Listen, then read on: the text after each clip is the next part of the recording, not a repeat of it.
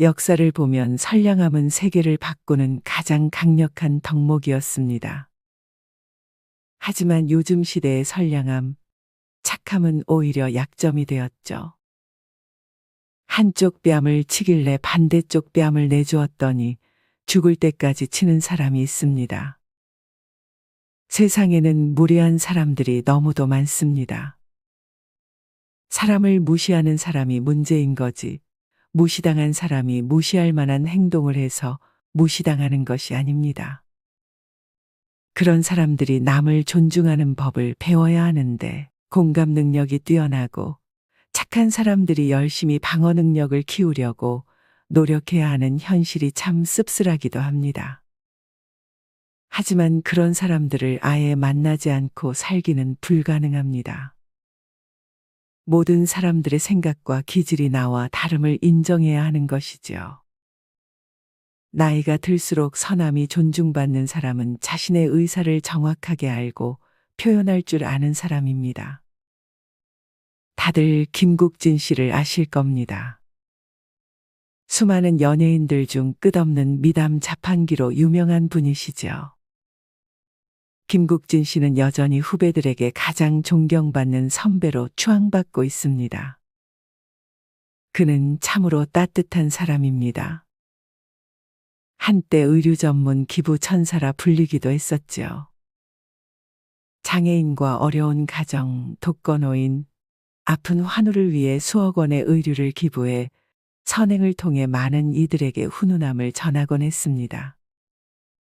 또 동료 연예인들의 미담 사례도 넘치는 분이시죠.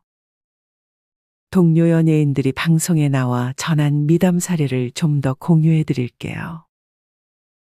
한동안 가정사로 힘들었던 박수홍이 극단적인 생각을 할 때 김국진 씨의 위로 덕에 이를 잘 극복할 수 있었다고 말해 화제가 되었습니다. 박수홍 씨는 죽어야 하나 싶을 때였다고 합니다. 그때 김국진 씨가 박수홍 씨에게 좋은 말을 정말 많이 해줬다고 합니다. 박수홍 씨가 말하길, 자신도 자신을 못 믿을 때였는데 국진이 형 덕분에 내 인생에도 좋은 사람이 옆에 있다는 걸 느꼈다고 하며 감정이 북받친 듯 눈물을 흘리기도 했습니다. 김국진 씨는 이렇게 말했습니다. 원래 어려운 상황이 닥치면 흔들리게 됩니다. 그렇게 해서 소중한 것을 잃는 경우가 많기 때문에 무슨 일이 있어도 소중한 걸 지키게 하고 싶어서 여러 말을 했던 것 같아요. 라고 말에 감동을 주기도 했습니다. 또 주변 사람들에게 금전적인 지원도 많이 했다고 하죠. 어려운 시기에 결혼했던 김수용 씨에게 신혼여행비를 그냥 주기도 하고, 생면부지 학교 후배가 찾아와서 힘든 사연을 구구절절 얘기하더니 등록금을 빌려달라고 했습니다. 당시 200만 원이 넘는 고액이었는데 공부하겠다고 하니까 빌려줬다고 합니다. 돈이 많은가 보다 생각할 수 있지만 돈이 많다고 모두가 선의를 베풀 수 있는 것은 아니죠. 그 당시에 정작 김국진 씨는 아르바이트로 등록금을 마련했다고 해 그의 따뜻한 마음이 진심이라는 것을 알 수 있었습니다. 김용만 씨가 방송 잘 안 되던 시절에는 방송을 접으려고 하니 자신이 받은 계약금 4천만 원을 그냥 준 적도 있다고 하죠. 김숙 씨의 신인 시절 미담도 좀 더 소개해 드릴게요. 당시 김국진 씨는 코미디 업계에 있었던 선후배 간의 강압적인 악습을 굉장히 싫어했다고 합니다. 커피 심부름하러 온 김숙 씨는 뒤에 김국진 씨가 있던 것을 모르고 20잔이나 되는 커피를 뽑기 위해 자판기를 혼자 사용했습니다. 김국진 씨는 그저 뒤에서 아무 말 없이 자기 순서를 계속해서 기다렸다고 합니다. 뒤늦게 자기 뒤에 대선배인 김국진 씨가 있는 것을 알아채고 당황한 김숙 씨는 미리 뽑은 커피를 건네자 나는 후배들에게 커피 심부름 안 시켜라고 말하며 먼저 뽑아야 할 만큼 뽑으라며 계속 기다리다 자기 커피를 직접 뽑아서 갔다고 합니다. 또 김숙 씨가 신인 시절 동기들과 함께 간 지방행사에서 김국진 씨를 만나게 됐는데 김국진 씨는 돈을 받고 행사에 온 거냐고 물었고, 김숙 씨는 자기들은 신인이라서 무대 경험을 쌓으라고 해서 온 거라며 행사비를 못 받는다고 말하자 불합리하다고 느낀 김국진 씨는 이 돈은 동료랑 똑같이 나눠서 써 개그맨의 자긍심을 가져야 한다라고 응원의 말과 함께 자신의 행사비 전부를 후배들에게 주어 감동받은 사례를 전하기도 했습니다. 이런 선함을 가진 김국진 씨에게 유재석, 강호동, 이경규 씨도 꼼짝하지 못한다고 알려졌죠. 5살 형인 이경규 씨는 사석에서 유독 어려워하는 후배가 김국진 씨라고 말합니다. 이경규 씨가 회식하자고 모두 가자고 할 때 후배 중에 유일하게 거절할 수 있었던 후배라고 합니다. 이경규 씨는 그런 김국진 씨에게 한마디도 못했다고 합니다.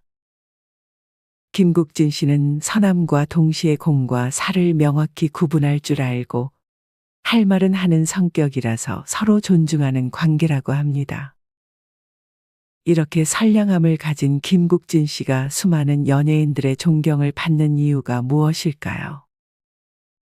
그는 누가 볼 땐 참으로 호구같이 보일 정도로 약한 사람에게는 한없이 약한 사람이지만 강한 사람에게는 범접할 수 없는 강한 사람이었던 것입니다. 다시 말해 외유내강 스타일인 것이죠. 주변에 어려운 사람이 있으면 적극 도와주는 선량한 지원자 역할을 하면서도 잘못된 것이 있으면 단호히 바로잡고 자신의 의사를 분명히 말할 수 있는 사람인 것입니다.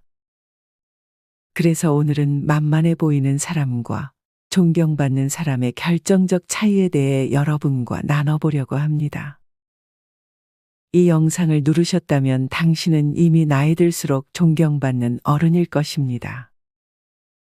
영상 끝까지 들어주시고 노년의 행복한 숲을 함께 가꾸어 보는 것은 어떨까요? 선량함이 만만해 보이는 사람은 종종 자신의 의견이나 필요를 제대로 표현하지 못할 때가 많습니다. 반면 존경받는 사람은 자신의 선량함을 유지하면서도 자신의 생각과 의견을 분명히 표현할 줄 압니다. 존경받는 사람은 자기 자신과 다른 사람 사이의 건강한 기준을 설정할 줄 알며 이를 통해 자신의 선량함이 남용되지 않도록 합니다. 아무에게나 모든 사람에게나 선량함을 베풀지 않는 것이죠. 예의 없이 선을 넘는 사람한테까지 잘해줄 필요는 없습니다. 만만해 보이는 사람은 이 기준을 지키는 데 어려움을 겪을 수 있는 것이습니다. 이는 부부관계에서도 마찬가지일 수 있습니다. 모든 걸 희생해서 다 맞추다 보면 결국 평생을 호구로 살아가게 됩니다. 이는 사랑이 아니죠. 나이가 든다고 해서 남들의 시선과 평가로부터 자유롭게 살아가기가 참 어렵습니다. 그래서 대부분 그렇게 살아가죠.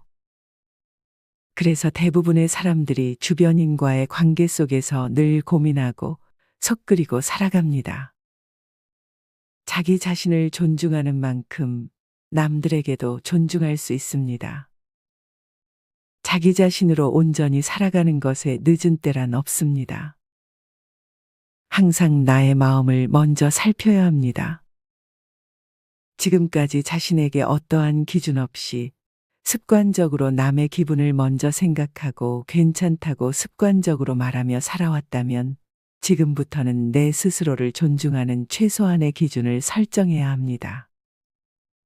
세상 사람들이 참 내 맘 같지 않습니다. 그래서 이렇게 서로에게 강팍해진 시대에 혼자 지내는 것을 선호하기도 하지요. 사람들은 종종 선량함을 약점으로 오해하거나 이용할 수 있습니다. 존경받는 사람은 자신의 선량함을 강점으로 활용하여 다른 사람들에게 선한 영향을 미치는 방법을 잘 알고 있습니다. 진정으로 선한 사람은 사람에 대한 이해의 폭이 넓고 배려가 깊습니다. 선의의 경계가 보통의 사람들보다 넓다고 할 수 있습니다. 기본적으로 사람에 대한 존중감이 받쳐 있는 것이지요. 이것은 타고난 것이기도 합니다. 대화를 나누다 보면 만만해 보이는 사람들은 평소에 글쎄 괜찮아, 제가 뭘 알겠어요, 모르겠어요 라는 애매모호한 표현들을 자주 사용한다고 합니다. 하지만 이는 잘못된 것은 아닙니다. 말 그대로 괜찮아서 괜찮다고 한 것일 테니까요. 억지로 포장할 필요는 없는 것입니다. 다만 보통의 사람들이 볼 때는 줏대가 없는 것처럼 보일 수 있으니 자신을 좀 더 들여다보고 어느 정도의 선을 정하는 것도 중요합니다. 그래야 내가 지금 다른 일을 하고 있으니 나중에 얘기하자, 지금 그 말은 불쾌하게 느껴지니 사과했으면 좋겠다라는 말을 담담히 할 수 있어야 하는 것이죠. 혹시 스스로를 낮추며 겸손이라 생각하며 했던 행동이나 말들이 실제로 자신을 만만하게 보이지 않았는지 돌아볼 필요가 있습니다. 불편한 상대에게 말도 못하고 눈치만 보다가 참고 참다 감정이 폭발하면 이는 결국 싸움으로 끝이 나게 됩니다. 인생의 12가지 법칙의 저자 조던 피터슨 자신의 책에서 당신이 착해서 참는 게 아니라 약하기 때문에 참는 것이다 라고 말하기도 했죠. 자신을 존중하지 않는 사람에게 무조건 참고 무조건 유하기만 하다면 그것은 착해서가 아니라 그 상황을 피해버리는 것입니다. 불쾌한 감정은 참을수록 마음속의 압력은 세질 수밖에 없고 그 압력이 쌓인 만큼 어느 순간에 화가 폭발하게 됩니다. 그렇기에 불편한 감정이 들면 그때 자기 자신을 우선하여 돌봐야 합니다. 상대에게 비난하지 않으면서 자신의 불편한 감정을 표현하고 감정의 압력을 쌓지 말고 살살 빼줘야 합니다. 선한 사람들 마음속에는 화를 내는 것은 나쁜 거야라는 마음이 심어져 있을 수 있습니다. 불편한 감정, 불쾌한 감정, 화가 나는 감정들은 나쁜 것이 아닙니다. 우리에게 일어나는 모든 감정들은 그것이 개인의 경험이든 상대의 실수였든 일어날 만해서 일어난 것이지요. 그런 자신의 감정들을 쌓지 않고 그때그때 적절히 표현하는 지혜가 필요한 것이지요. 자신의 마음을 잘 아는 사람이 때에 맞는 표현들도 가능한 것입니다. 어느 분이 댓글에 공감되는 의견을 남겨주셔서 공유해 드릴게요. 인상이 순하면 착하다고들 말을 하고 진짜 괜찮아서 괜찮다고 말해도 그것을 착한 사람 컴플렉스라고 말하는 사람들을 봤어요. 제가 봤을 때 그렇게 말하는 사람들은 공감력이 부족해 자신의 기준에서 착해 보이는 사람들이 이해가 안 되고 착한 사람이 가면을 쓰고 있다고 생각하는 것 같더라고요. 제가 볼 때 착한 사람들은 착한 사람 컴플렉스가 아니라 진짜 착하고 상대방을 더 생각하는 사람들이더라고요. 순둥순둥 순해 보이는 사람들은 사람들에게 많이 치이기도 하지만 다가오는 좋은 사람들도 많아요. 그만큼 다양한 사람들을 많이 만나니 경험도 많아지고 나이가 들수록 더 내면이 단단해지는 것 같습니다. 중요한 건 내가 좀 불편하다고 생각되는 순간에 나를 좀 더 사랑하고 챙기며 불편한 감정을 표현할 수 있어야 하는 것 같더라고요. 계속 만나고 싶은 사람들일수록 왜 불편한지 꼭 표현해야 하고 볼 때마다 기분 나쁘게 하고 배려심 없는 사람들은 안 만나는 것이 최선인 것 같습니다. 만날 때마다 기분 나쁜 사람들에게 내 소중한 시간을 내어줄 필요는 없잖아요.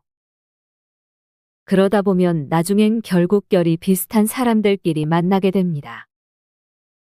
착해도 사회적 스킬과 자신의 자존감은 높아야 하며 늘 배우고 익혀야 합니다. 이렇듯 존경받는 사람은 부당한 대우를 받았을 때 적절하고 단호하게 대응할 줄 압니다. 이는 자신을 존중하고 다른 사람에게도 존중을 요구하는 태도에서 비롯된 것입니다. 자신을 존중하지 않고 무례한 사람에게는 불쾌함을 표현하고 지나친 사람은 인간관계를 끊어낼 줄 알아야 합니다. 그렇기에 자신이 만만해 보이는 것 같다면 자신의 불편한 감정을 솔직하게 표현하는 연습을 많이 해보세요. 남들은 말하지 않으면 모릅니다. 가치관이나 생각의 깊이는 모두 다 다르기에 본인 기준에서 아니다 싶은 건 명확히 알고 명확히 말하지 않는다면 혼자만 생각하는 겁니다. 세상에는 도리를 아는 사람만 있는 것이 아니지요.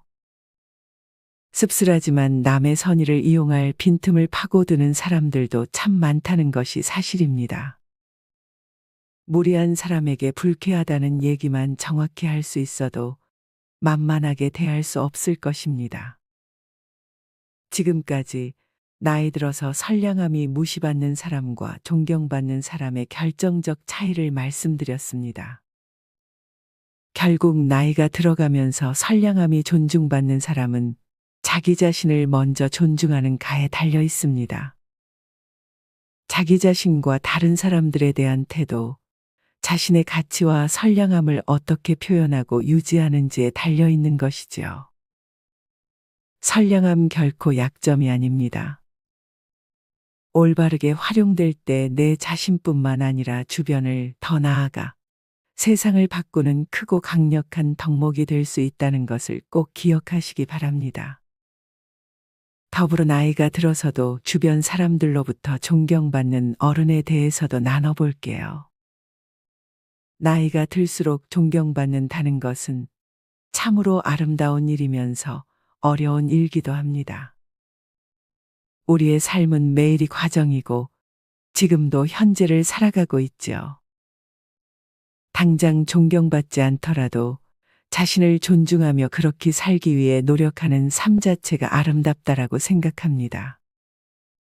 나 자신을 존중할 수 있는 삶이라면 남을 존중할 수 있고 이는 삶의 최선인 것입니다.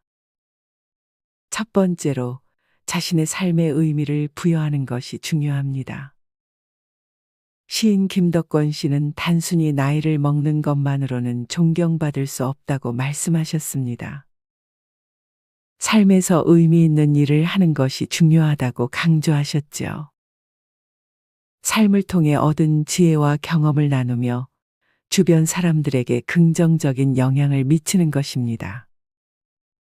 여기서 의미 있는 일이란 그리 거창한 것을 말하는 것이 아닙니다.